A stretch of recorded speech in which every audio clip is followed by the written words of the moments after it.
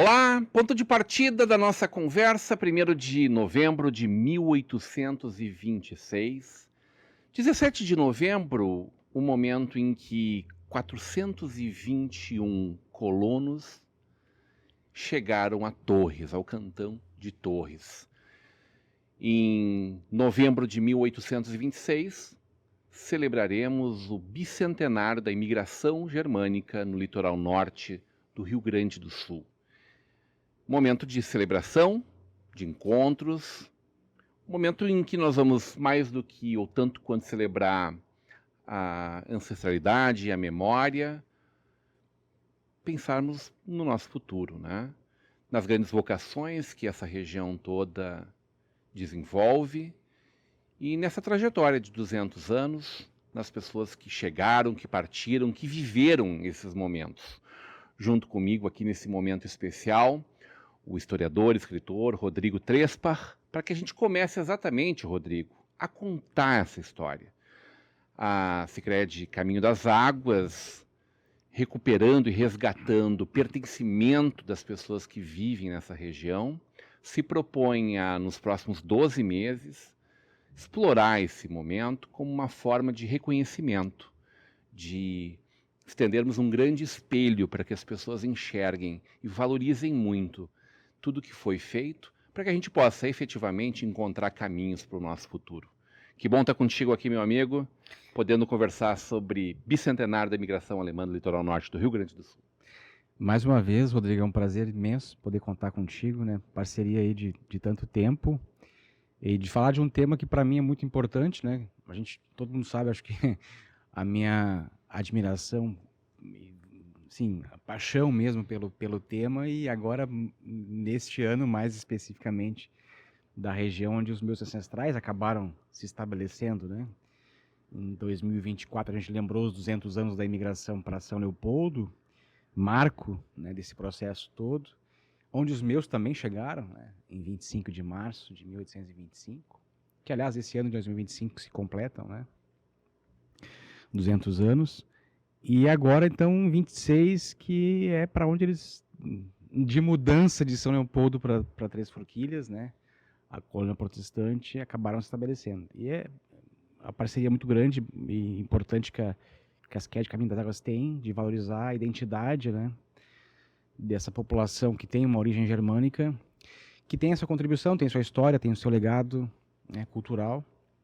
E a gente precisa lembrar disso, precisa falar, as pessoas precisam conhecer a sua história, a história da sua região, da sua cidade, dos seus ancestrais, aprender com os equívocos, né, e multiplicar aquilo que deu certo, que a gente possa ter um futuro melhor do que o que nós vivemos no presente, né? A Sicredi vem há bastante tempo fazendo um trabalho importante, como uma centenária, uma das centenárias, de resgate da sua própria história, né? Já que cada uma delas carrega uma história muito peculiar, né? Então, desde um padre também fundador, não pertencente à ordem dos jesuítas, né? Mas à Sagrada Família, né? E que trabalha em toda essa nossa região, mas também no litoral norte, já prevendo a instalação de cooperativas de crédito como uma forma de geração de riqueza, de apoiamento a esses agricultores, né? A Caixa Rural, né? Exatamente. A gente está, inclusive, trabalhando em pesquisas paralelas, tanto em relação ao Arneken, né, que é o padre, uma das pessoas responsáveis pela fundação da Caixa Rural em Rolante, em 23, e que também atua no litoral norte gaúcho, também atua entre os católicos, né, os descendentes desses pioneiros que chegaram em 1826. Ele também atua em mais de um momento, inclusive, nessa região. Então, são pesquisas que a gente tem feito, né? A gente teve o prazer e a honra de poder ir junto com a Sicredi inaugurar o Memorial Arneken, Da de onde onde nós estamos hoje, estamos exatamente. falando, né? Um espaço, aliás, destacado exatamente para a geração de conteúdo, de consciência, uma provocação a essa geração. Exatamente. E falar sobre isso, né? Sobre essa questão da... Afinal de contas, quem eram esses alemães? Quem eram essas pessoas que foram parar no litoral norte, que ajudaram no desenvolvimento econômico e também populacional, né? A gente tinha uma população pequena no litoral norte nesse período, né? Começo do século XIX. E a gente vai lembrar, como tu disse na entrada, aí, que são 421 pessoas, né? São 237 protestantes e 184 católicos que se dirigem até lá, né? Para, assim como em São Leopoldo, receber terras, receber subsídios e começar uma nova vida, né? Uma esperança que muitos tinham de obter a própria terra e trabalhar nela e a partir dela prosperar. Tá claro, desses 421, quantos foram direto ou quantos já viviam aqui no Vale dos Sinos, na região dos vales? Bom, a gente tem que começar então do começo, né, Rodrigo, quem nos acompanha. É o Visconde de São Leopoldo, ao passar pelo litoral norte, por Torres, que era então a porta de entrada da província. Quem vinha por terra, né, descia no porto de Desterro, ou de Laguna, Desterro, atual Florianópolis, e vinha a cavalo por terra, passando por Torres e depois Porto Alegre. Esse era o caminho usual que se fazia. Quando o Visconde de São Leopoldo, que ainda não era Visconde, né, o José Feliciano Fernandes Pinheiro, foi nomeado para ser presidente da província, né, o cargo de governador atual, ele passa pelo litoral norte em 24, e quando ele recebe a ordem de criar São Leopoldo, né, usando a feitoria, todo aquele processo que já é mais conhecido, que daria origem a São Leopoldo, ele escreve para o Rio e diz, eu gostaria de, assim que possível, além de São Leopoldo, também criar uma colônia em Torres. Ele menciona isso já em 24. Já existia um vilarejo ali. Já existia Torres era um presídio. Um presídio no sentido não de prender pessoas. Também havia prisioneiros, principalmente índios guaranis, mas no sentido de presidério. Tinha um posto avançado, posto militar avançado. Era o posto que guarnecia a entrada, a divisa, né, da província do Rio Grande do Sul com Santa Catarina. Então ali se tinha um pedágio, como a gente tem hoje. O pessoal que transitava indo daqui para lá ou vindo para cá passava para pagar um pedágio. Tinha um em Tramandaí inicialmente, a guarda, né? E depois foi transferida mais tarde, no final do século XVIII, para Torres. Então, assim, era um posto, tinha uma igreja que estava nascendo ali, tinha uma guarda e um posto militar. É uma população bastante pequena. Quando os alemães chegam lá, nessa região tem menos de 1.000 pessoas. Imaginem menos de 1.000 pessoas vivendo numa região razoavelmente grande, né, espalhados pela Torres e pela região em volta, e chega de uma hora para outra 421 alemães. É um impacto, né? Tal como aconteceu em São Leopoldo. Então, o Visconde de São Leopoldo ele tem essa ideia. Por quê? Porque Torres é a porta da província, tem uma guarda e tem um rio, que é o rio Mampituba. E, sabidamente, já de muito tempo, o porto de Rio Grande é um porto problemático. Como, aliás, até hoje a barra dele é um problema. Na época, muito mais. Se imaginou que se fizesse um porto no litoral norte, aproximaria a capital da província com a capital do império, na época, o Rio, e não se precisaria andar 600 quilômetros de costa para fazer o contorno Rio Grande, para chegar até em Porto Alegre. Então se podia fazer esse caminho de forma mais curta, né? Por Torres. Então se imaginou criar a colônia ali, neste mesmo modelo que criou São Leopoldo, uma colônia rural militares. Ou seja, haveriam agricultores e também mão de obra que serviria, abasteceria, né, o exército brasileiro, no caso os militares que estavam ali. Essa foi a ideia do Visconde. E se dependesse do Visconde, já em 1825 já haveria colônia ali. Uma série de contratempos, inclusive onde seriam assentados esses alemães, em que lugar que seriam assentados. Porque o governo na época usava terra devolutas, né? Terras que não pertenciam a um particular, estavam à disposição, digamos assim, para que pudesse assentar esse pessoal. Só que no final de 25... Já tínhamos algumas sesmarias no litoral norte. Já tinha algumas sesmarias, sim, na região, principalmente a região próxima do mar, né? Região Inclusive de Capivari, Tramandaí, Palmares do Sul, região de Tramandaí, Capão da Canoa, Mostardas. Capão da Canoa, chamava-se Estância do Meio, Tá bem. essa região entre Tramandaí e Torres. Inclusive, as primeiras concessões de Sesmarias no estado do Rio Grande do Sul são no litoral norte, na região onde hoje é Imbé. Isso em 1732, um pouquinho antes do nosso período que a gente está falando aí. Mas já há luso-açorianos, ainda há populações indígenas circulando nessa região. Temos sambaquis ali. Sim, inclusive a gente vai ter, vai haver, como o São Leopoldo também teve, vai haver uma série de confrontos, inclusive, entre esses indígenas e essa população alemã que está sendo assentada ali, porque são etnias, populações e povos que têm a sua formação totalmente distinta, né, e estranhas entre si. Então, o Visconde é chamado, São Leopoldo, no final de 25, para o ministério no Rio de Janeiro. O Visconde era uma pessoa muito acima da média, né? Uma pessoa bem estudada, com boa formação, tinha ideias muito positivas e avançadas assim, para a época. Foi ele que propôs, por exemplo, a criação de universidades no Brasil de direito. Então, era um cara que tinha uma bagagem boa. E o Dom Pedro, então, chamou ele para o Rio.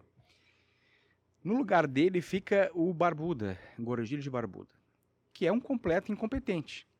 A gente pode resumir assim. Ele vai passar um ano organizando esse grupo de alemães. Do começo de 26 até novembro, quando ele finalmente consegue enviar o pessoal para o litoral. Quem são esses alemães que estão indo para o litoral norte? Aqueles que haviam rechegado de última hora, né, nos últimos meses, antes que antecederam a viagem, novembro, e alguns descontentes com terras em São Leopoldo. A gente tem que lembrar que São Leopoldo foi criada a partir de julho de 24.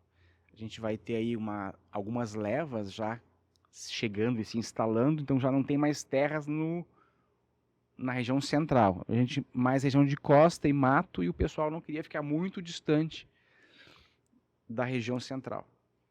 Então esses que estão descontentes vão ser selecionados. O presidente da polícia vai até São Leopoldo e faz uma seleção daqueles que queriam deixar São Leopoldo. Então ele reúne, né, no final de outubro, esses 421. Mais tarde vai se falar em 422. Fato é que as listas que a gente tem, são 2 listas que são preparadas, elas têm nomes divergentes. Porque aí gente de última hora decide não ir, gente de última hora decide ir. Então há uma série de famílias aqui que a gente não vai, os dados não vão se fechar. Eu prefiro trabalhar com 421 porque quando eles chegam em Torres, quando as últimas carretas chegam em Torres em 17 de novembro de 26, o Paulo Soares escreve para o governador dizendo: juntei eles, contei e encontrei 421. Então, assim, esse seria o número que ele está dizendo que é o... Em cartas posteriores ele vai... A carta era essa. A carta era essa. Ele vai falar depois... Juntei, contei... Reuni, contei o pessoal lá. Com os termos da época, claro. Tá né? bem. A gente não está citando ipsilíquis aqui. Ele fala que divide por credo, já nessa carta de novembro, ele fala que a divisão, a soma é entre protestantes e católicos. A distinção que sempre foi feita a cada viagem, a cada leva, a cada chegada. Na verdade, ela não havia sido feita nas listas anteriores. As somas, que são o total de 421, ele inclui o pastor Fogs, que era um pastor que estava indo junto com o grupo, e também um médico, mas ele não menciona quantos são protestantes e quantos são católicos. É nessa carta da chegada lá que ele menciona essa divisão que ele faz. Bom, então o que o governador faz? Ele reúne esse pessoal. Então o Paulo Soares, que estava em Torres, né, como comandante das Torres, era assim que era o presídio das Torres, né? A ponta das Torres, eram os nomes que eram usados para designar esse lugar. Paulo Soares vai até Porto Alegre para ele mesmo organizar esse pessoal e ele mesmo dirigir esse grupo até Torres. Uma verdadeira aventura. Sim, Se isto era na metade do século passado, imagina 200 anos atrás, Rodrigo. Exatamente. A gente vai perfazer agora o caminho. Tá? Eles deixam Porto Alegre no dia 1º de novembro de 1826 em 5 iates. Iates são embarcações pequenas. Interessante, a ideia inicial é que eles viessem por terras, mas as cartas deixam transparecer que foi um período muito chuvoso, porque eles disseram, as estradas estão intransitáveis, eles viriam por viamão, né, por dentro. E vamos usar os barcos então. Então eles conseguem fazer que foi um dos motivos do atraso, encontrar 5 embarcações para trazer esse pessoal todo. Imagina o tamanho das embarcações, que coubessem 80 pessoas. Era essa entre 90 e 100 pessoas, não mais do que isso. Então essas embarcações saem de Porto Alegre, passam pelo Guaíba, entram na Lagoa dos Patos e chegam ao Rio Capivari. Desembarcam ali no Capivari, no dia 3 de novembro. Primeiro problema, o pessoal de Conceição do Arroio, Osório, não enviou carretas suficientes para transportar esse pessoal. Já fica um grupo pequeno ali, porque não tem carretas para transportar esse pessoal todo. Para vocês terem uma ideia, eles vão fazer essa viagem nos próximos 17 dias, 16 dias, em carros de boi. Carretas com duas rodas de madeira, elas tinham cerca de 2 metros de altura e podiam transportar aí cerca de 4.000 quilos. Então, o pessoal que tinha bagagem, imagina, 421 famílias, bagagem, algumas com a roupa do corpo, o pouco que tinham, tudo nas carroças, e essas carroças então transportaram esse grupo até Torres. São 24 carroças. Do Capivari até o Tramandaí, onde eles chegam no dia 5. 2 dias de viagem, perfazem aí 25 quilômetros mais ou menos por dia. Homens, mulheres, crianças, muitas das mulheres estavam grávidas. Havia, pela minha estimativa, com os dados que nós temos de famílias, um número bastante grande de crianças. Eu imagino que em torno de 170, 180 crianças, com cerca de 15 anos ou menos. Então, assim, uma viagem que é uma epopeia, né? Não é um lugar tão simples para te andar no meio da areia, com carroças lentas, né? Esses carros, essas carroças tinham 6 a 12 parelhas de boi, ou seja, de 12 a 24 animais por carroça para puxar isso. E estimam que em torno de 400 animais foram usados para transportar isso, porque esses animais, eles a cada dia precisavam ser substituídos para não cansarem. Eles alcançam o Tramandaí. Outro problema, não tem canoa suficiente para atravessar o rio. Também o pessoal de Osório briga, né, Conceição do Arroio, que não forneceu as canoas necessárias. Tem uma carta que o Paulo Soares escreve, Paulo Soares, que é o diretor da colônia, a gente levou 5 ou 6 dias, vai levar 5 ou 6 dias para atravessar. A gente passou 3, 4 dias já e está metade do grupo. Então, um transtorno para atravessar o Tramandaí. Lembrando a todos que o Tramandaí não tinha a ponte Giuseppe Garibaldi, que foi feita 100 anos depois. Então, assim, se atravessava a val, havia várias maneiras, né? Uma delas era a val, ou seja, água na cintura, quando dava o rio permitia, ou então por canoas, que era o mais comum, né? Botavam a mercadoria, enfim, o produto, roupa, caixa com as coisas numa canoa e se fazia passagem, ou então, mesmo em alguns casos, o cavalo que fazia essa passagem. Né? Só que eram 421 pessoas.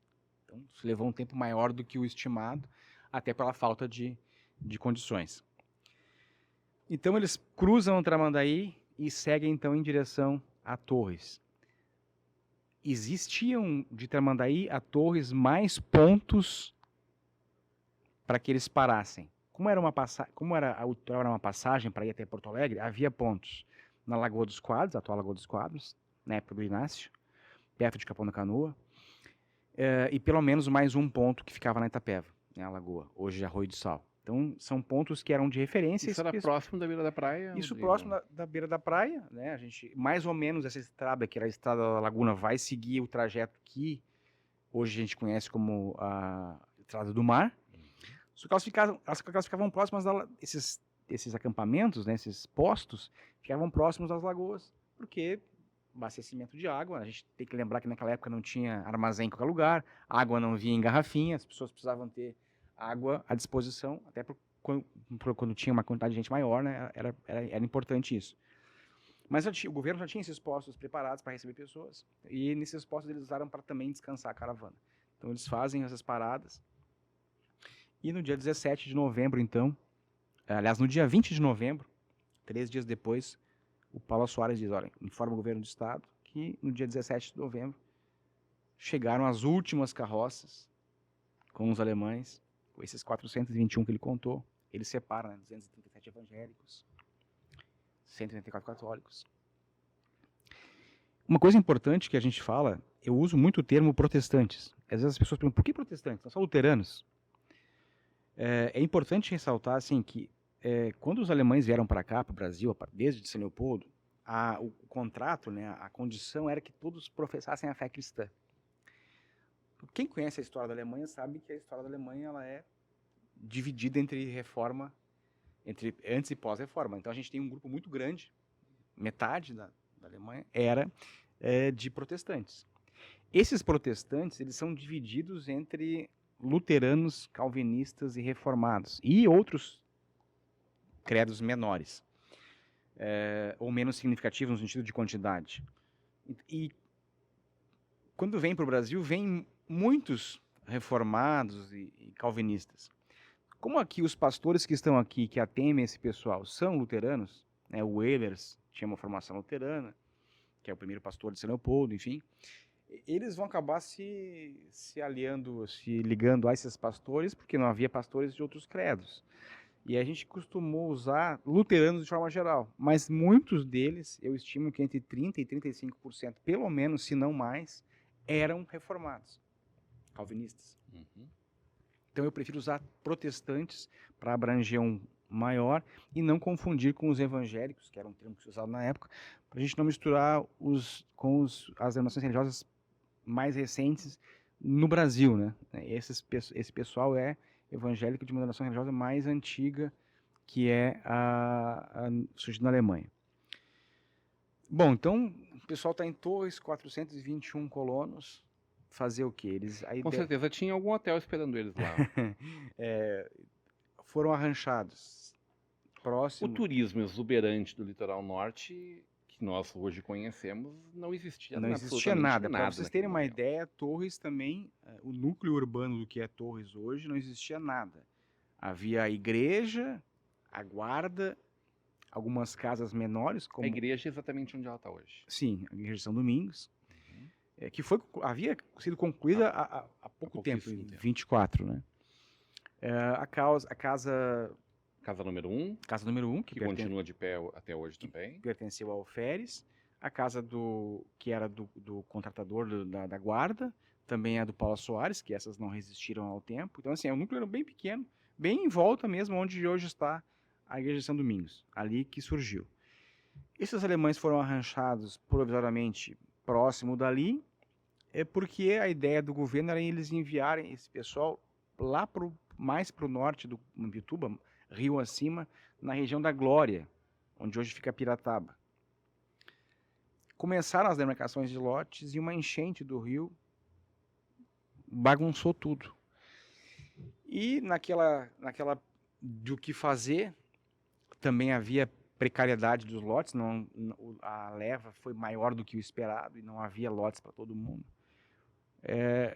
Se decide então fazer o que não se havia feito então no Brasil, que é dividir esse grupo por credo religioso, e eles enviam então os protestantes, né, esses luteranos, calvinistas e reformados, que já tinham um pastor que acompanhava o grupo, o pastor Carl Leopoldo Fogs, ou Voges, como o pessoal fala lá. Personagem que a gente vai falar muito no próximo ano. Exatamente, importantíssimo para a história da região, para o Vale do Três Forquilhas. O Vale do Três Forquilhas que vai dar origem aos 2 municípios que a gente conhece hoje, de Três Forquilhas e de Itati.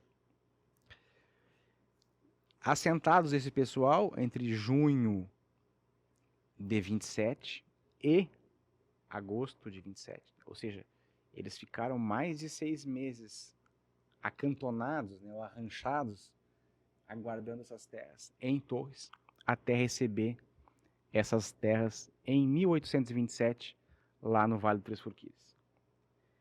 E os católicos? Os católicos não queriam de jeito nenhum voltar para a glória. E foi uma verdadeira revolta, que o Paulo Soares teve que, inclusive, prender 2 deles, né? O Magnus e o Kreutzburg. Kreutzburg vai virar Kras Borges, uma família bem conhecida, né, no litoral norte gaúcho. Esses dois vão ser presos por insubordinação. Eles tentam, sugerem ao governo que se criasse terras ou que levasse esse pessoal para o Tramandaí, próximo ao rio Tramandaí. O governo não aceita, mas depois de tanto tempo nessas disputas, acaba se achando um meio termo, que é assentar eles entre a Lagoa do Morro do Forno e a do Jacaré, onde está o município de Dom Pedro de Alcântara hoje, também Morrinhos do Sul, próximo ali. Então os católicos vão ser direcionados para esse grupo, para essa região. Pouquinho mais distantes da Glória ali, que seria o Mampituba. Sim, um pouco uma mais região alagadiça. longe do Mampituba, Né? mas menos sujeito a alagamento, também com lagoas, mas menos sujeito a esse tipo de... Então, a partir de fevereiro de 28.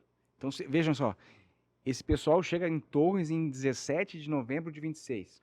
Os protestantes vão ser assentados a partir de junho de 27, e os católicos a partir de fevereiro de 28. Imaginem as condições que essas pessoas ficaram, porque eles tinham subsídios do governo.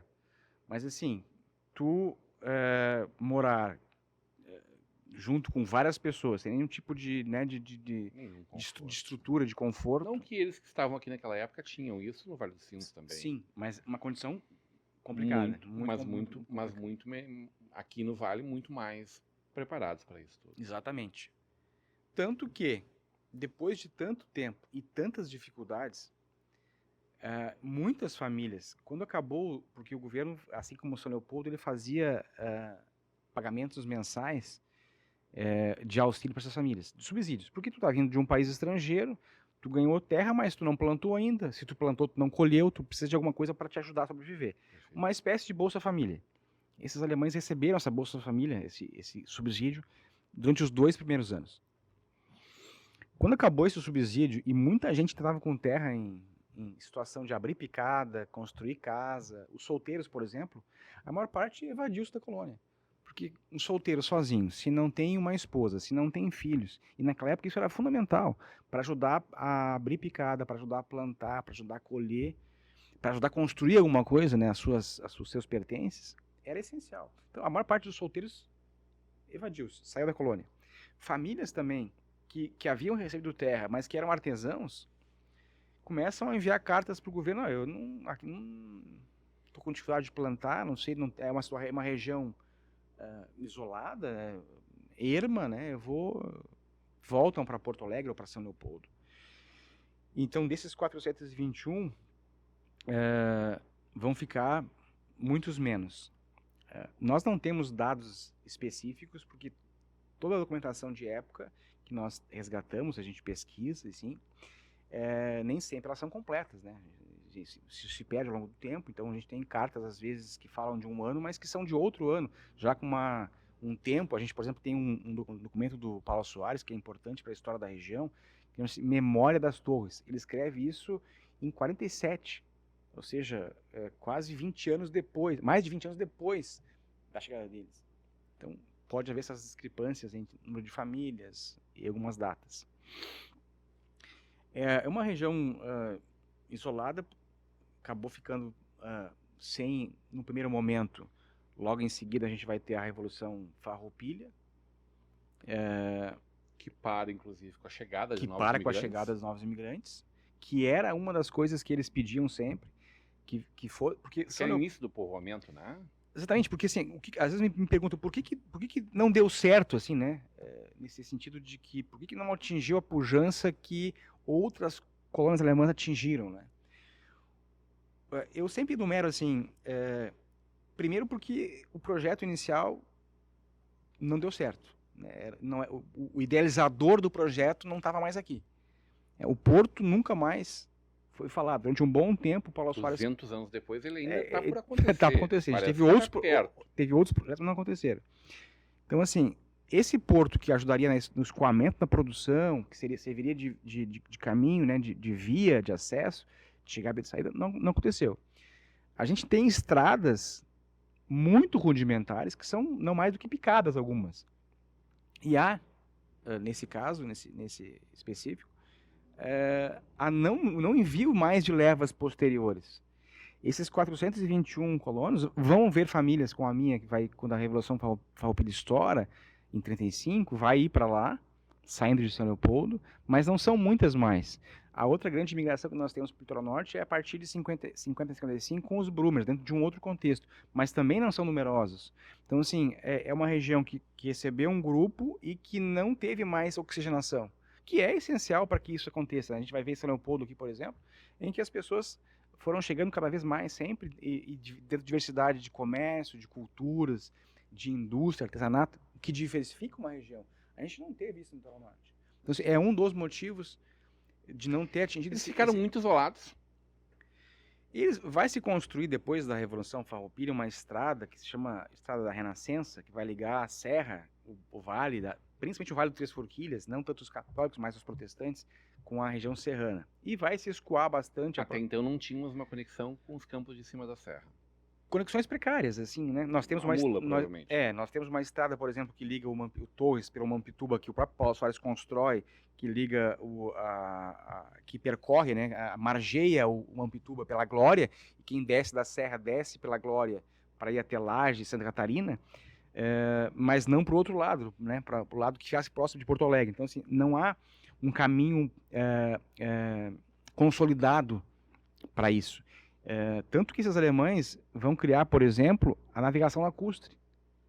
Eles vão criar a conexão entre lagoas.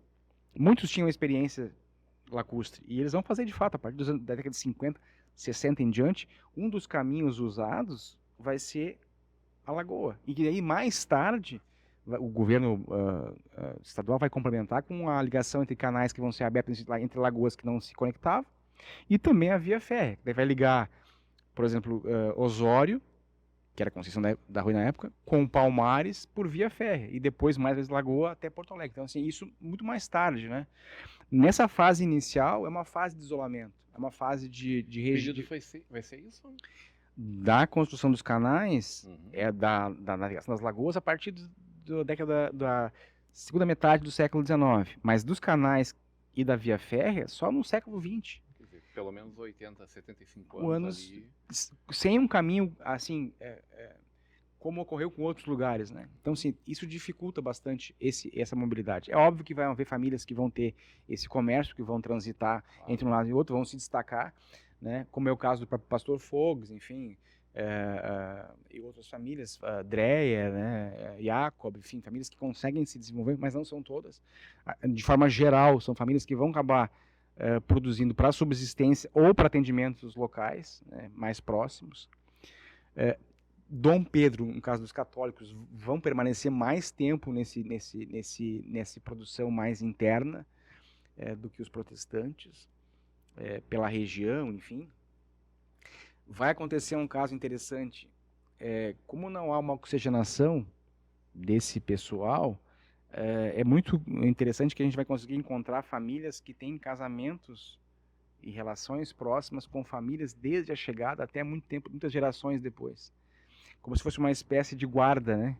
Nós vamos casar com aqueles... Muitos a gente consegue rastrear na Alemanha, vieram no mesmo navio Alemanha-Brasil, Rio-Porto Alegre, mesma caravana, então assim, vão manter laços estreitos, vão ser assentados em lotes próximos, e vão ter essa identidade próxima, essa relação próxima contra... No caso dos católicos, uma coisa interessante, como os padres eram brasileiros, ou portugueses, ou até espanhóis, não se falava alemão. E no caso dos católicos vai acontecer um fenômeno interessante, que é a deturpação do sobrenome. Que eu já falei antes, né? Eu mencionei o Kreutzburg, que vai virar Cras Borges. Porque esses primeiros padres não entendendo a língua, então a gente vai ter registro... Não tínhamos registro civil. Não tinha registro na época. Como... O registro civil só a partir quase do final da República, das cidades maiores, mas oficialmente só depois da República. O registro o que valia era o da igreja, que era a igreja oficial do Estado, a igreja católica, e era feito pelos padres. Há registros em Torres, por exemplo, em que ele batiza assim: pus os santos olhos no João, filho de um alemão. Não tem sobrenome, não tem identificação de origem na Alemanha, como era comum a gente ver aqui na região de São Leopoldo, né? Batizei fulano de tal, sobrenome de tal, pai, filho, veio veio sim, os que tinham conhecimento da língua alemã. Então esse vai ser um fator de aculturação, assim, de perda de identidade de germanidade, né? Tanto que em 42, né? 1942, quando o Vargas começa a proíbe o uso da língua alemã na alemã e também japonesa e italiana, né? Só se fala o português, enfim. O padre Arneken, nosso padre Arneken aqui, estava lá na região de Torres. Ele era o vigário de Dom Pedro. Ele diz, felizmente, nós não temos muito, não há esse problema de pessoas de não falarem o português, porque aqui já ninguém mais fala alemão. No caso dos protestantes, como eles têm um pastor que acompanha ele, o pastor Fogos vai ficar com uma pequeno tempo assim longe, vai de 28, 29 até 33, que ele está aqui na região do Vale dos Sinos, mas de 26 até 1892 ele vai ser pastor da comunidade. São mais de 60 anos ali. Exatamente, e alguém que conhece a língua, enfim, vai manter esses sobrenomes de forma mais próxima do original, embora também haja algumas corrupções, como é o próprio meu caso, né, na minha família, que é Drespar, na Alemanha, né? D-R-E-S-S, o esse da alemão, B-A-C-H. E vai ficar aqui no litoral norte, ó, lá no litoral norte, em Drespar, né? Se troca o D pelo T e o B pelo P. Então, tem essas variações. As primeiras acomodações que eles tiveram não eram as definitivas, né? Evidentemente, passaram por mais do que uma construção até que tivessem lá suas casas finais, né? Muita gente, Rodrigo, acha que tem a imagem da Alemanha, ou dos alemães, a imagem que nós temos da Alemanha hoje. Um país economicamente forte, né, com uma indústria forte. E a gente precisa esquecer isso quando trata de imigração alemã. A Alemanha não era a Alemanha nesse período que a gente conhece hoje. Eram estados de língua alemã, e vários estados. Então, esses alemães são badenses, que eram de Baden, hessianos, porque eram de Hessen, Darmstadt, eram bávaros, porque eram da Baviera. E esses estados alemães eram semi-independentes. Eles tinham uma confederação alemã só. E esse pessoal que veio para cá veio em extrema situação de miséria. Muitos, a maioria, com a roupa do corpo. Trouxeram, sim, o legado de educação, de fé, mas quando chegaram aqui, tinham pouco a trabalhar. Então, as casas iniciais, não são essas casas... Há exceções, obviamente, né, nos primeiros anos, mas assim, grosso modo, não eram casas em chamel, bonitas, com telhas, enfim. A base era isso. A gente tem várias cartas que fazem referência a isso. Inclusive, cartas lá no Litoral Norte, por exemplo, inventários muito posteriores, década de 60, 70, gente que tinha alguma condição financeira, né? Os inventários mostram uma elevada poder aquisitivo, né? De compra de escravos, inclusive, compra de carroças, né? Grandes terras. As casas eram basicamente 4 ou 6 postes fincados no chão, pau a pique, né? Que é galhos de árvore entrelaçados e cobertos de barro. Não havia telhas, casas o telhado era de palha e o chão de chão batido. Então, essas casas são as casas dessa população que vai se assentar e vai ficar durante muito tempo morando assim, né? Uma casa com um piso, com telhas, lá no Litoral Norte, a partir dos anos 50 em diante, o próprio Pastor Fogo vai construir um sobrado, que ainda está de pé, não um sobrado, né? A parte de cima foi retirada, mas a parte de baixo ainda existe, que se estima seja dos anos 50, aí sim, vai ter telha, né? A própria igreja que foi construída inicialmente para atender o culto era uma igreja simples, madeira, palha, longe dessa imagem que a gente tem de que o alemão era rico, né, o pessoal acha que o alemão era nobre, que ia destruir o brasão. Não, eram pessoas extremamente pobres. Muitos, inclusive, deixaram aqueles filhos os mais novos, porque a estrutura na Alemanha ela era a seguinte, ela tinha... Aqueles estados mais próximos da França tinham adotado o Código Napoleônico, o Código Civil. Então, a estrutura de família era, quando o pai morria, as divisões de bens eram igualitárias. Homens ou mulheres, os filhos recebiam partes iguais. A minha família recebeu isso, né? O imigrante dividiu o inventário do pai com as irmãs. Mas muitas regiões não tinham isso. Então, as terras, as posses, a herdade ficava com o mais velho. E aos mais novos restava ou emigrar, né, sair procurar outro lugar para trabalhar, ou ficava sujeito ao irmão mais velho. Então, muitos desses imigrantes eram filhos mais novos, sem herdade paterna, sem terra, sem produção, decidiram emigrar. Então, muitos relatos que a gente tem desse pessoal, de que os pais que ficaram na Alemanha, ou os irmãos, estavam em asilos para mendigos, estavam em condição de extremamente miserabilidade. Então, é essa população que vem. Acho assim, muito importante dizer isso, porque às vezes fica com aquela imagem de que, e a gente ouve muito isso, infelizmente, de que vieram para cá porque ganharam terra, vieram roubar terra. Não, eles também estavam em situação de miserabilidade, também procuravam uma nova vida, e eu acho que por isso que é importante louvar isso, né? Apesar dessas dificuldades, eles terem sobrevivido a essas condições e terem prosperado. E aí a gente vai ver famílias que têm, na Alemanha, 10, 12, 15 filhos e que perdem os filhos, né? Muitos mortos em tenra idade, por guerras, por fome, né, por condições precárias de vida.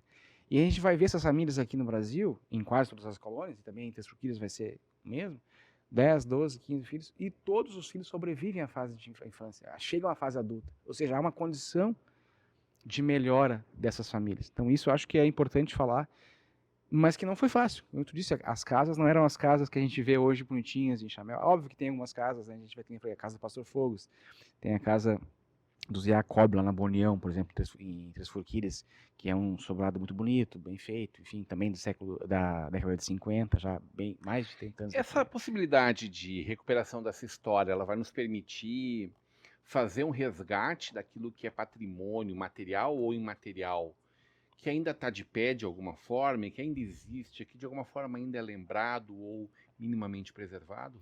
Eu espero que sim. Eu acho que sim, tenho fé e esperança que isso aconteça, porque é uma região que tem um patrimônio importante. A gente vai lembrar, por exemplo, a casa, né, do Fogs, né, do Pastor Borges, como o pessoal fala lá.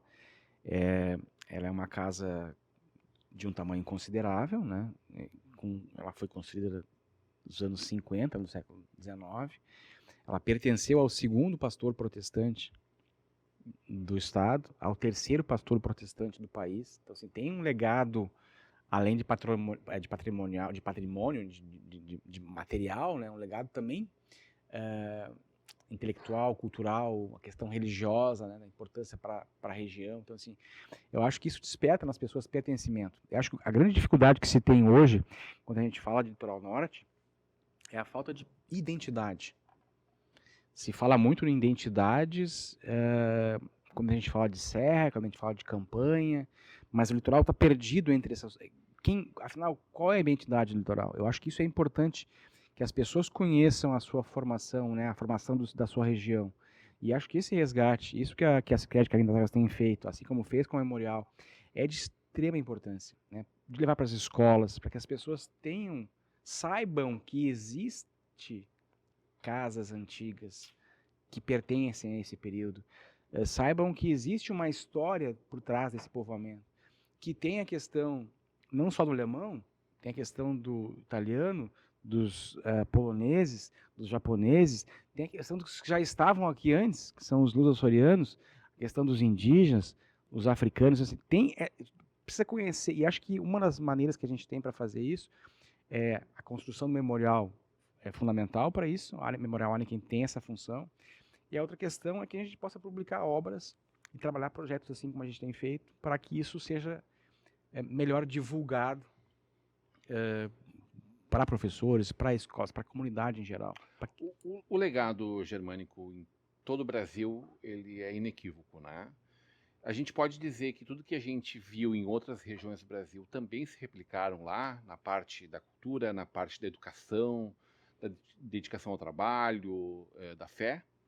Eu acho que o Litoral Norte tem a questão da fé, né, que a gente vai lembrar aí que é o segundo núcleo protestante, né?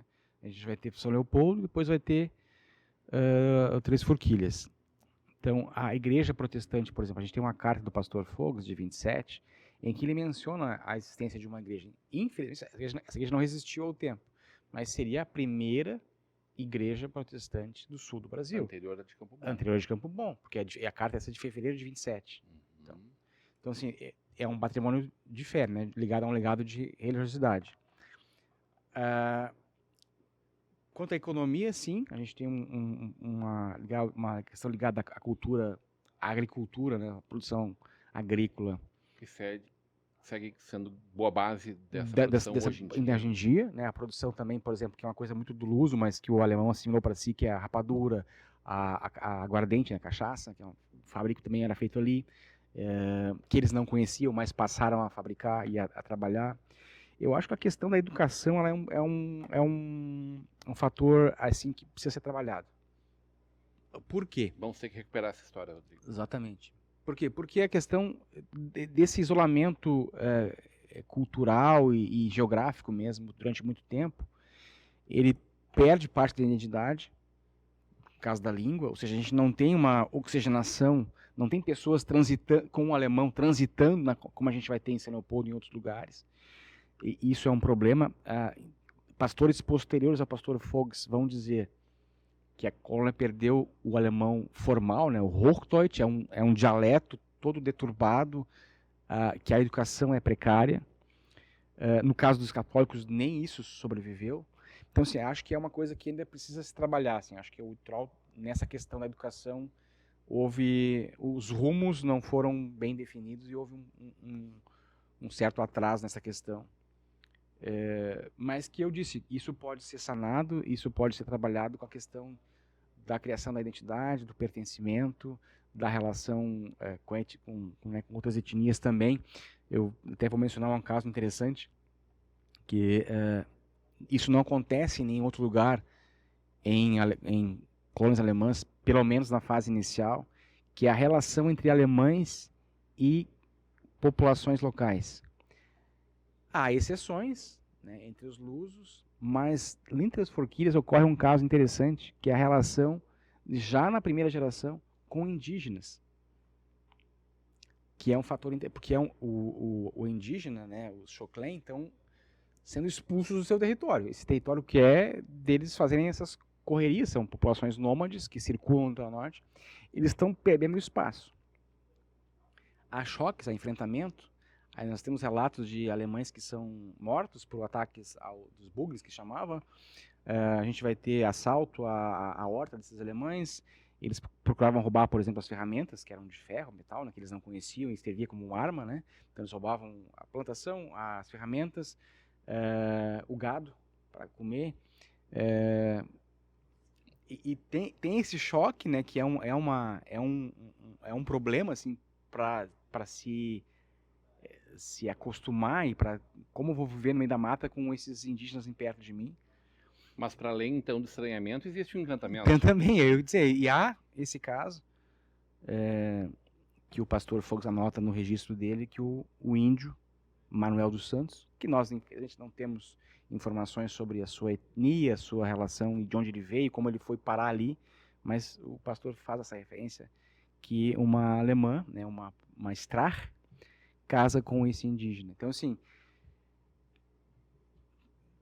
prova, para mim, de que, como sempre digo, para quem me acompanha, para quem já leu os meus trabalhos, que a história não é uma matemática, uma ciência exata.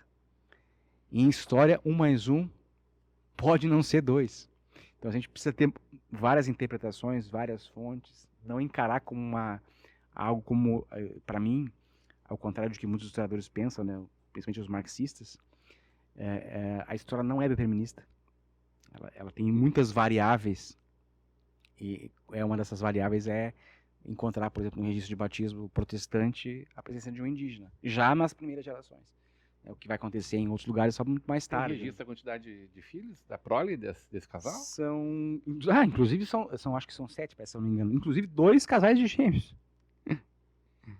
Desse Manuel dos Santos com a Madalena Strach. Então, assim, são informações que a gente que auxiliam na compreensão do todo e que ajudam também nesse pertencimento. O pastor, inclusive, um pastor Fischer, que escreve sobre isso mais tarde, né, na qual ele diz que muitos dos nossos membros da comunidade luterana aqui descendem desse indígena que está. A aculturação A presente. aculturação também. Conhecimento histórico é uma das bases estruturantes do que está sendo realizado a partir de agora, que vai se constituir muito nos próximos meses, né? Mas a valorização cultural, o resgate cultural e o reconhecimento como parte da sua cultura é um dos maiores desafios. Eu acho que esse é o maior desafio. Isso é um desafio, acho que não é do litoral, né? Eu acho que é um desafio também para a região aqui de Rolante, né? Que a gente, de onde a atuação da Caminho das Águas, né? Igrejinha, Três Coroas. Também, por exemplo, o Álvaro costuma dizer isso, né? O padre Arneken é um ilustre desconhecido, né? Uma pessoa tão importante para a região e a gente quase não tem informações sobre. Então, acho que essa falta de conhecimento histórico, ela é uma coisa que não é do litoral exclusivo, né? Acho que ela atinge o Brasil todo, infelizmente. A gente tem uma dificuldade no Brasil de entender a história, de conhecer a própria história, de conhecer a história da região, do estado, do país. E eu acho que esse momento... o pessoal fala assim, mas aquela questão da comemorar celebrações de data. Não, a data, a efeméride, o dia, né, o ano, o bicentenário, ele serve justamente é um bom pretexto para que as pessoas possam ler a respeito, para que as pessoas possam conhecer a sua história.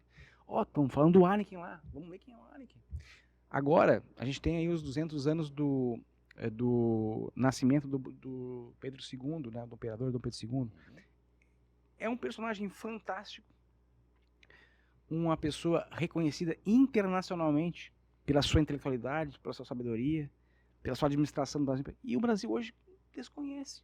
O Brasil tem mais heróis, que alguns que eu nem considero heróis, mas enfim, tem mais heróis estrangeiros do que nossos. Pessoas que têm relevância e que as pessoas desconhecem. Então eu acho que essas efemérides elas servem para isso, assim, para provocar, para fazer que as pessoas leiam a respeito, para que as pessoas procurem se informar. Mas vem cá, o que faz aquele sobrado lá? Por que precisa manter de pé 200 anos depois? Exatamente. 150 anos e depois? assim, né, Rodrigo, porque acontece o quê? O que se faz a partir dele estar de pé? Exatamente, porque o que acontece? As pessoas não conhecendo a história desse sobrado, dessa rua, desse edificação, enfim, outros monumentos que a gente possa ter. Que é a sua história, né? Que é a sua história. Se elas não conhecem isso vira o quê? Aquilo é um prédio velho. Não tem valor. E aí vem alguém, compra e faz o quê? Derruba. E aí a gente pode lembrar que muita gente todo ano vai para a Europa, por exemplo, conhecer muitos desses prédios antigos que estão lá, erigidos há 1000 anos atrás. Ou há 200 anos atrás. Ou seja, tem muito valor, inclusive para o potencial turístico do litoral norte, o resgate, o registro, tal como algumas fazendas já vêm fazendo, tal como algumas comunidades já vêm conseguindo constituir. Sim, né? E o litoral norte tem um fator interessante que, além da questão cultural, que nós temos essa diversidade, além do alemão e de outras etnias, a gente tem a questão da diversidade cultural, mas tem uma questão ambiental importante. Perfeito. E nós não estamos falando aqui de exploração ambiental sem responsabilidade, não.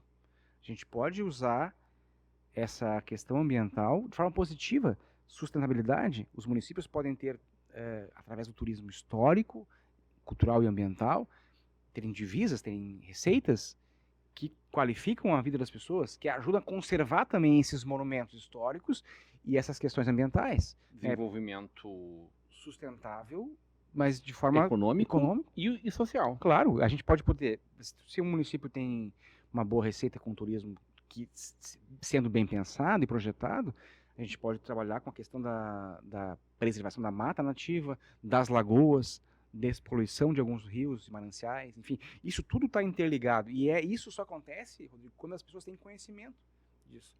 Eu estive no município agora recentemente, a gente está andando em várias frentes de pesquisa, para 2026, com a questão dos alemães, também a questão do Arneken. E aí eu mencionei o nome de uma rua para um prefeito, e ele assim, não sabia a origem da rua. Então assim, É importante conhecer quem são essas pessoas que dão nome às ruas. E aí tu faz uma reflexão, né? Porque a gente tem essa questão muito de, às vezes, olhar, como tu me lembrou aí agora, questão de Paris, né? Da Europa.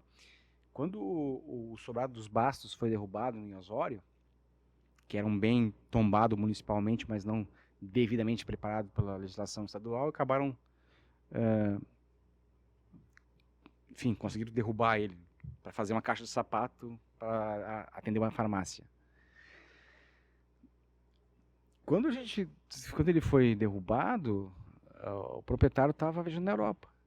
Ou seja, o patrimônio do município, que pertencia à população, pertencia a alguém importante para a cidade, com valorização histórica, era um prédio velho que devia ser derrubado. Mas o dos outros, que estava na Europa lá, aí valia a pena conservar. Dá para dizer, então, que a compreensão do potencial turístico, a ampliação dele, associado ao desenvolvimento econômico, social e ambiental, faz parte, inclusive, então, das bases estruturantes desse projeto do Bicentenário. Com certeza, eu acho que para mim isso tem muita conexão.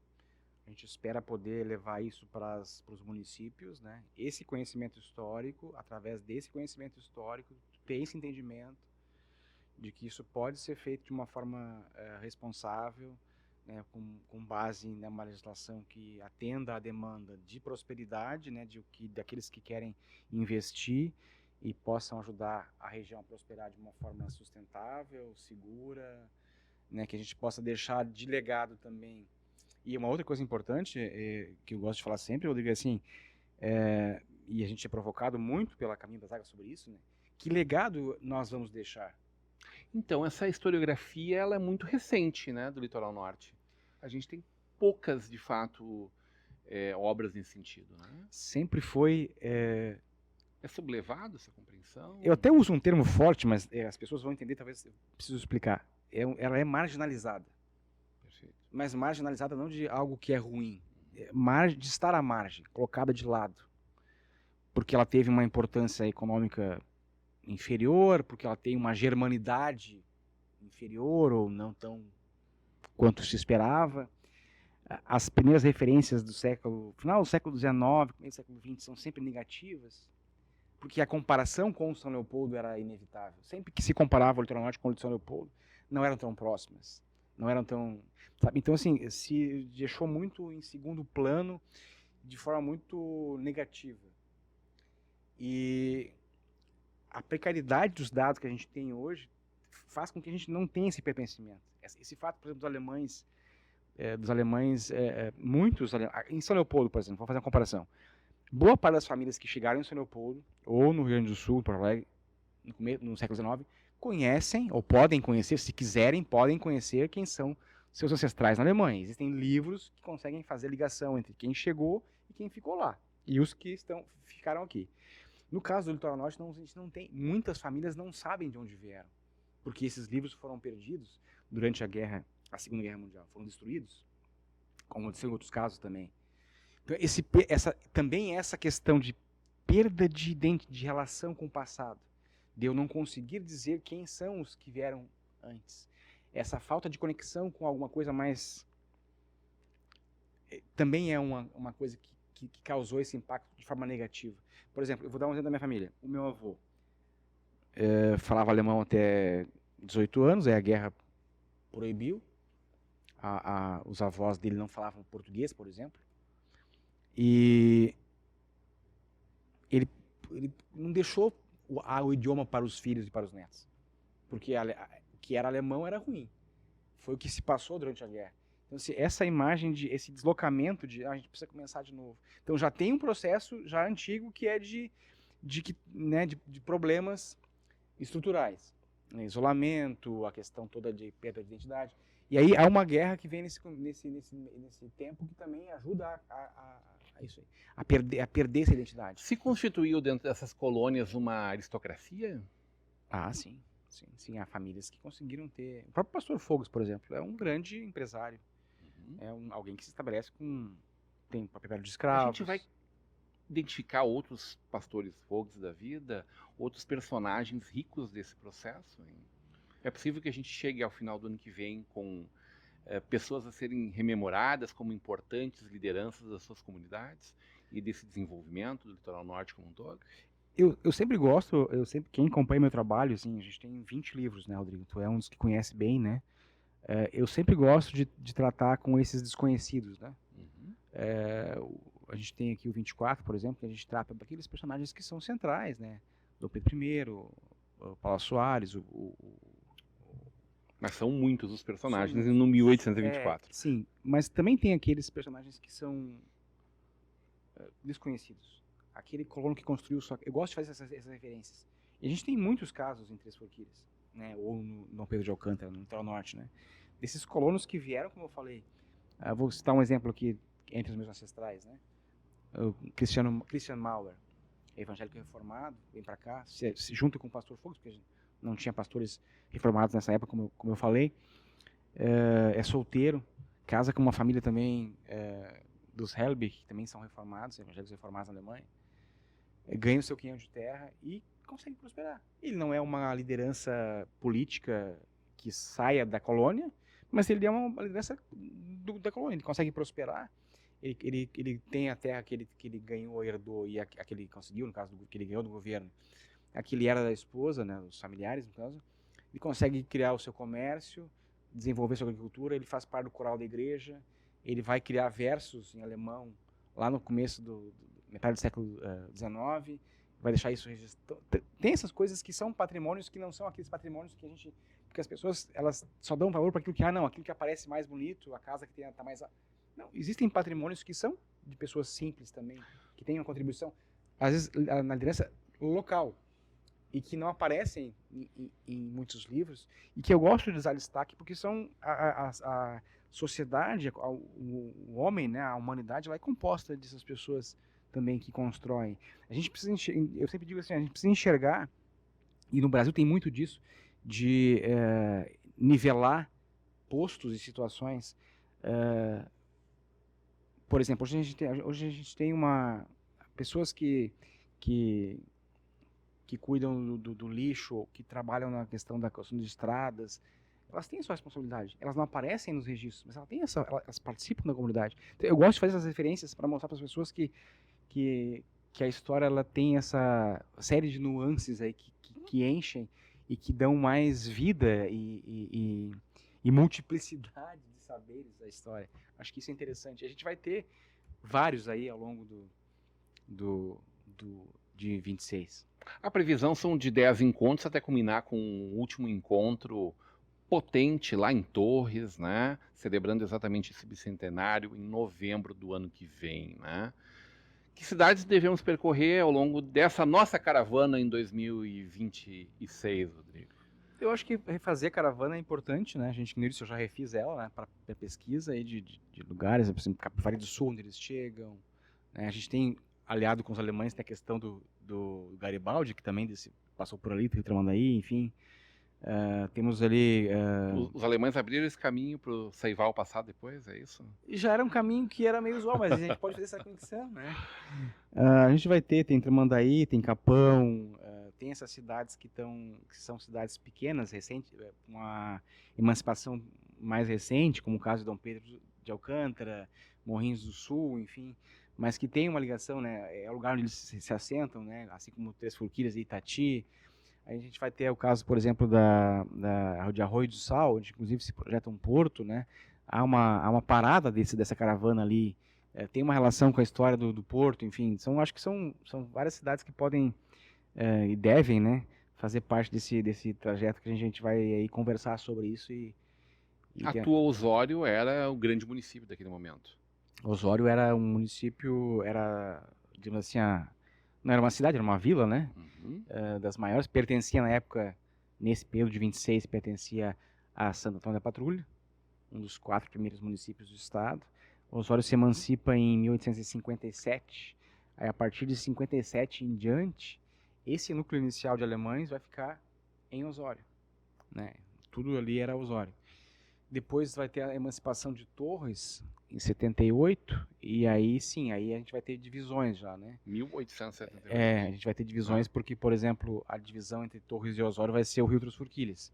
O pessoal que ficou onde hoje é Itati pertencia a Osório. O pessoal que ficou do lado das Forquilhas pertencia a Torres. Então tem essas divisões também que talvez de alguma forma contribuam também para às vezes para ter esse tipo de eu sempre digo, o litoral tem um problema de falta de comunhão, de parceria, de entendimento regional mais amplo, né? Algumas cidades fazem projetos isolados, né? Não estou falando de uma específica, assim, isso de modo geral é feito assim.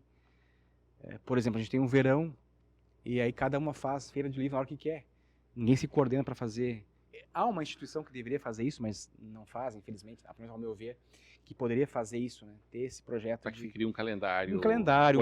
uma rota turística, uma rota, sei lá, como a rota germânica que a gente tem aqui, enfim, em outros lugares também tem, uma rota turística que possa chegar... É pretensão dizer que isso é um dos objetivos que esse projeto possa alcançar? Não, eu gostaria disso aí, aliás, eu falo sobre isso aí, eu já escrevi sobre isso aí em revistas regionais, escrevo, né, há bastante tempo, né? É uma das coisas que a gente gostaria muito de poder ver se concretizar. O Litoral Norte se entendendo, né, as comunidades se entendendo e se comunicando e sabendo que elas dependem uma da outra para turismo, enfim, projeto econômico, né? Há muito discurso, mas pouca prática, né? Mas a gente sempre Tu é uma trabalha pessoa que compreende esse espaço como teu. Tem um senso de pertencimento muito forte. Dá para dizer que essa não é a maioria da população do litoral? Ou vai exatamente no sentido que tu falava antes, de que as pessoas perderam raízes independente de onde elas estão? Penso que elas perderam raízes, independente de onde elas estão. Então, recuperar esses valores, né, também pode ser parte desse projeto. Sim, acho que sim. Acho que é importante isso. Acho que houveram iniciativas isoladas que cumpriram alguns objetivos, mas assim, isso eu sempre digo, infelizmente, de forma efêmera, passageira. E a gente precisa construir algo que seja mais sólido, que seja mais permanente. A Caminho das Águas vem fazendo isso de várias formas. De muitas formas, assim, eu fico realmente muito feliz. Imagina o Litoral Norte com mais 2, 3, 4 instituições, empresas, organizações com esse estímulo. Bom, independente de termos a Caminho das Águas, ela está fazendo muito bem a sua parte. Eu acho que eu disse, eu acho que quem me conhece sabe que eu faço as coisas por paixão. Eu faço aquilo porque eu gosto, eu não faço aquilo para aparecer, para ficar, enfim, para enriquecer.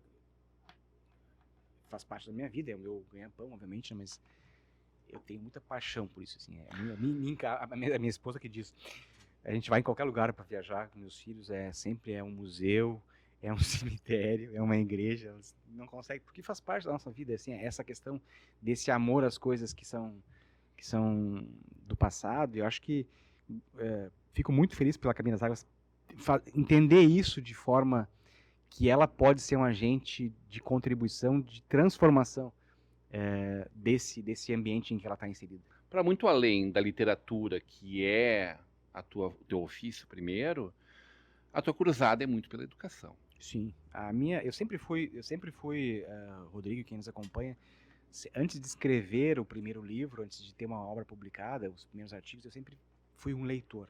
E sempre digo que, antes de ser um escritor, né, de ter a possibilidade de ter a formação em história, enfim, eu sou um multiplicador da ideia de que o livro é um fator, a leitura e conhecimento são fatores de transformação. E também isso é um legado das populações germânicas, né? O alemão vem para cá, mesmo ele bastante pobre, ele tem uma base de educação, sabe ler e escrever, coisa que o brasileiro da época não tinha, né? Infelizmente. Então, essa valorização da educação, da leitura, cada colônia alemã que era criada, se criava a igreja, se construía a igreja, a escola, sempre. E, ao contrário do que muitos dizem, infelizmente, por falta de conhecimento e ignorância, eles mantiveram a língua, por exemplo, porque era a escola patrocinada pela comunidade. Era a comunidade, o governo não dava escolas, não tinha escolas. As comunidades alemãs tinham escolas porque a comunidade pagava o pastor, pagava o professor para ter, porque sabia do valor da educação como meio de transformação. E isso é importante. E esse legado, eu acho que eu defendo com unhas e dentes, né? Sempre digo, E não sou daqueles que acha, a gente vê muitos influenciadores, né? Ah, tem que dizer pro filho ler. Tu não vai obrigar o teu filho a ler. Ninguém lê, se ele não quiser. Agora existe um meio, uma técnica bem simples, que é tu ler. Se tu ler em casa, se tu tiveres em casa uma pequena biblioteca, o teu filho, os teus sobrinhos, aqueles teus amigos que estiverem lá, vão... Opa, esse cara tá lendo. Por que ele tá lendo? O exemplo é o melhor meio de divulgação. Claro que a gente fala, né? Lê, mas assim, vai mudar muito mais quando tu dá o exemplo do que quando tu fala. O que tu está preparando de obras para esse período, para além de toda a programação desse 2026? Tá nascendo aí então, né, Rodrigo? A gente está com o Caminho das Águas, ou seja, um projeto que a gente começou no ano passado. A gente esteve na Alemanha para isso também, né? Pesquisando lá nos arquivos. E a gente está aí para lançar o 1826. A gente já tem o 1824, que a gente conta todo o processo inicial de São Leopoldo, né? Enfim, como é que esses alemães vieram parar aqui. E agora a gente vai fazer...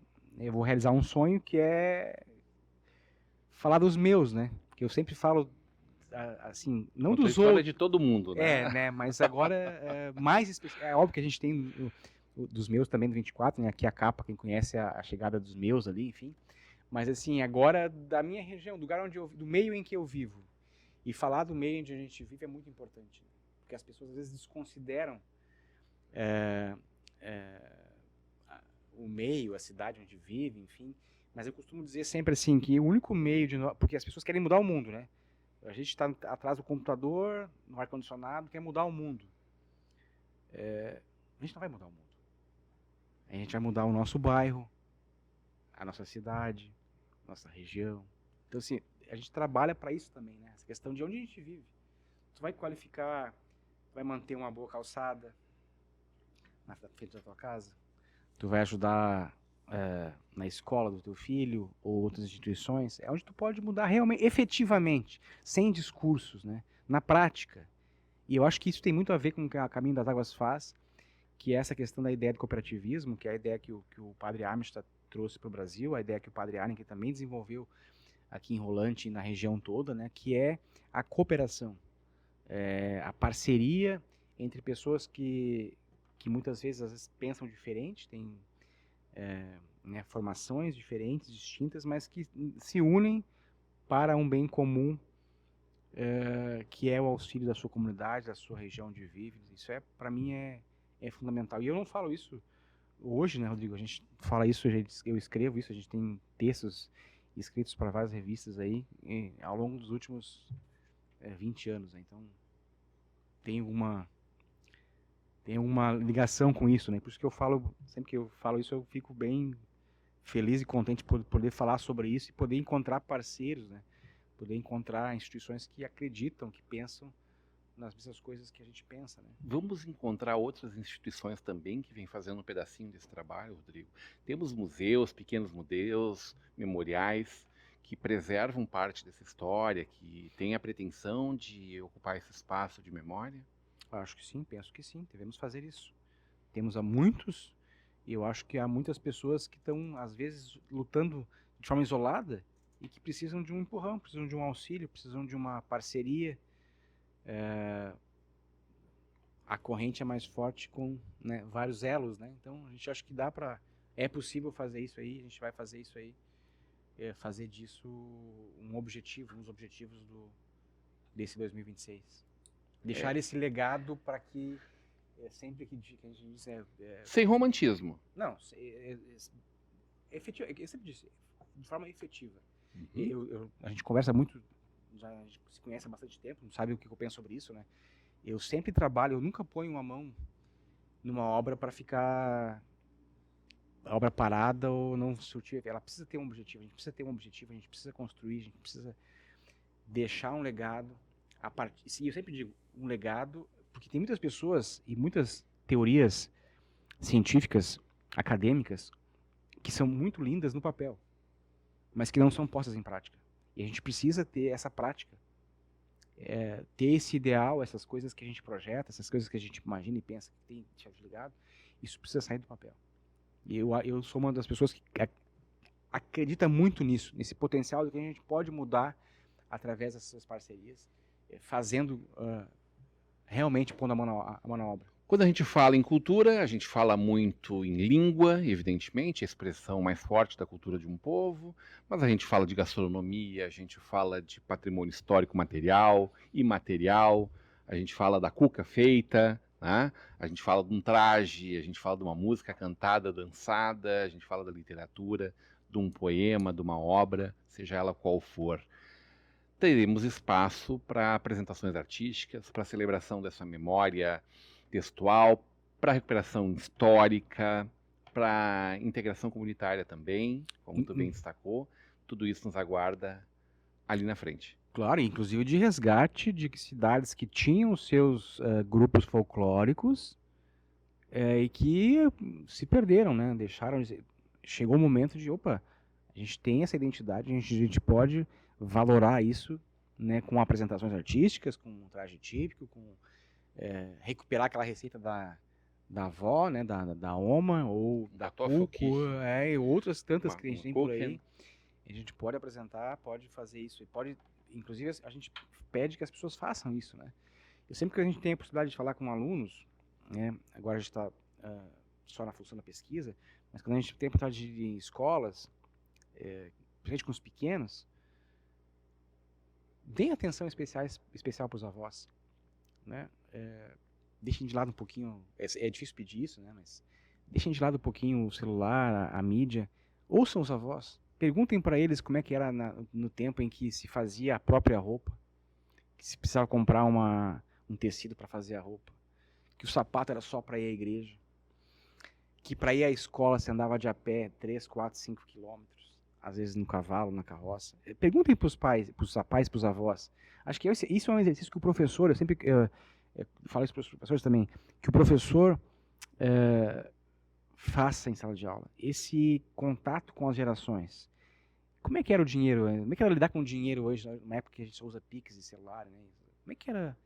Isso desenvolve essa identidade e traz à tona aquela receita que está esquecida, que ficou no caderno da mãe, do pai, do avô, lá da avó, e que pode vir para um evento como esse, apresentar, fazer uma receita. Eu encontrei esses dias, eu estava pesquisando, eu estava em Passo Fundo pesquisando o Padre Anneken, e encontrei na documentação da ordem, da congregação, da Sagrada Família, uma receita de Spritz Beer.